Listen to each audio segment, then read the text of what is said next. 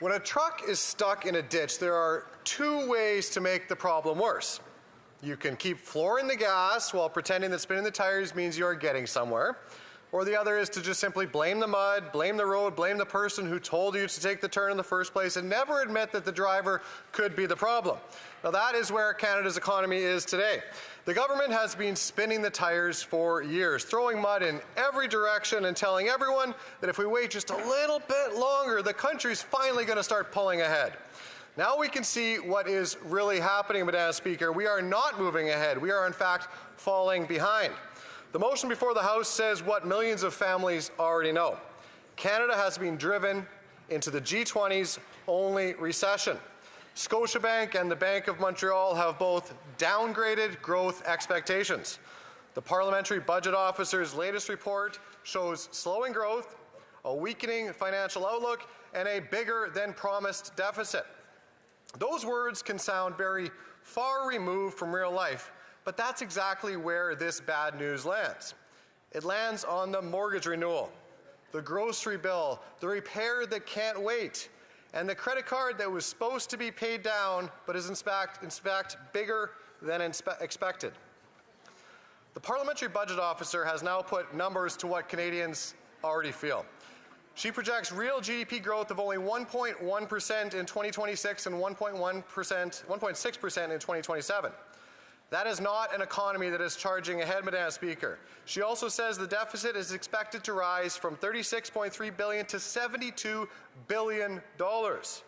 That's not just simply a rounding error. That is the fiscal equivalent of promising to back out of the driveway and ending up going through the garage door. The government did not miss its promise by just a little bit. It missed it by billions and billions of dollars. It told Canadians that spending was under control, but eventually the bills come due, and the numbers are a lot harder to spin than the speeches they offer. Canadians were promised one thing, and the numbers now show something completely different. As usual, Canadians, of course, are just stuck with the invoice. Then there's the fiscal anchor that used to be a point of discussion. That is the government's own promise to keep the deficit from growing out of control. It is supposed to tell Canadians that someone around the cabinet table still knows when to stop borrowing, stop spending, and stop pretending that the budget will balance itself. The PBO says there is a less than 1% chance the government will meet that promise. That is not a fiscal anchor, Madam Speaker. That's a lottery ticket at best. No household could walk into a bank with a 1% chance of making its budget work and call that responsible. No small business owner could tell his employees that there is only a 1% chance that the paychecks will clear and call that a plan. A weak economy shows up long before anybody gives it a name. It shows up when the job sites get quiet, when the bay sits empty at the shop, when the truck stays parked in the yard, and when a young worker who was supposed to start Monday is told that he cannot because there is not enough work. That is what slow growth means when it reaches the real world. Fewer hours, fewer raises, fewer orders, fewer chances for young people to get started in their careers. Now, the government wants us to believe that this was all just unavoidable. It says there's been global pressures. Of course there were. Every G20 nation has faced interest rate hikes, supply chain challenges, inflation, war, energy shocks, and global uncertainty. The difference is that Canada is now being described as the world's only, G20's only nation in recession. When everyone faces the storm and one boat starts taking on water like this, maybe it's time to check and see what the captain has been doing. A country doesn't get rich based on how much government spends. A country gets richer when people can build and invest, produce, hire, export, take risks, and succeed. It gets richer when a welder can leave the shop on Friday and start his own business on Monday. Or a mine with Canadian mineral workers can be approved before the opportunity moves somewhere else. We have all the ingredients of an incredibly prosperous country, Madam Speaker. We do not have a shortage of ability. We have a government that keeps turning that ability into delays, into higher costs, and into smaller paychecks for Canadians. Imagine someone who wants to build something in this country. Imagine a shop in a small town, a mine up north, a grain terminal, a processing plant, a power line, or an energy project. They start with an idea. Workers ready to go, suppliers lined up, and a belief that Canada is still a place where real effort can become something real. Then they meet the process that this government has built. First comes the permit delays, then some new rule, then the consultation that leads to yet another consultation. Then the financing gets more expensive throughout the time that's passed. Then the investor asks why the same project could move so much faster somewhere else. And after a while, the question is no longer whether the project makes sense. The question is how long people are willing to bleed money before they simply give up. That is why the government's own consultation paper on getting major projects built is so revealing. After years of Conservatives, provinces, workers, industry, and investors warning that Canada had become too slow and too uncertain, the government is now admitting the same thing, but in writing. Its own paper says major projects can face a complicated and time-consuming process. It points to duplication, poor coordination between departments. It says mines, ports, pipelines, nuclear facilities, and transportation infrastructure are often slow, expensive, and confusing. It even admits that it has often taken more than 5 years for a project to receive the federal decisions needed before construction can even begin. Bill C-69 was passed in 2019. The Liberals sold it as a way to restore confidence, to protect the environment, and to help good projects move forward. In reality, it became simply a symbol of delay and uncertainty.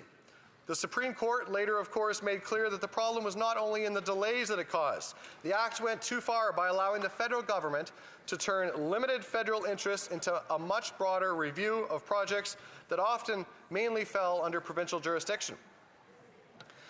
The Liberals amended the Act and then claimed that the problem was somehow fixed. Yet, here they are again, admitting major projects still face a process that is slow, expensive, confusing, poorly coordinated, and too often takes longer than 5 years.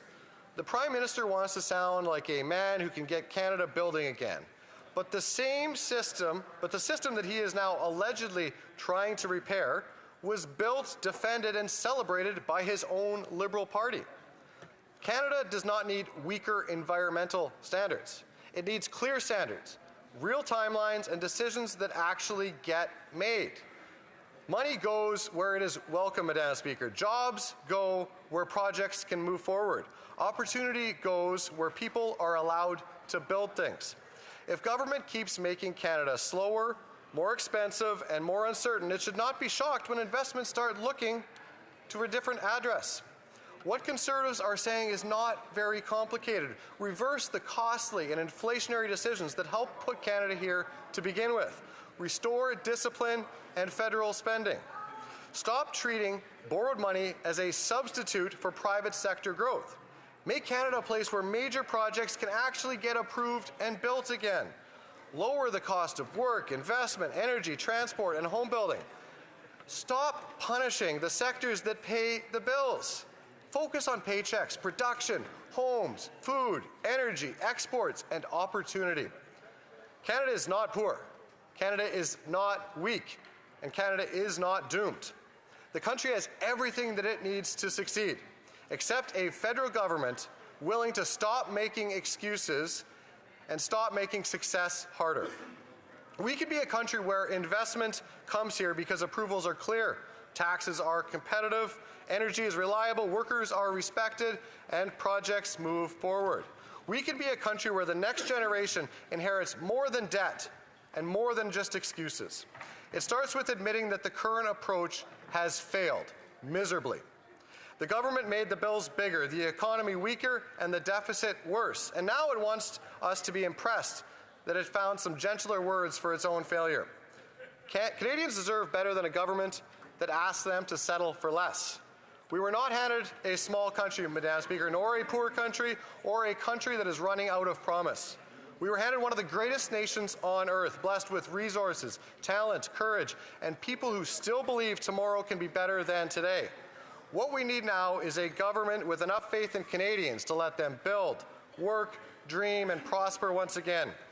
It's time to stop spinning the wheels, Madam Speaker, to stop calling that progress. It's time to change course.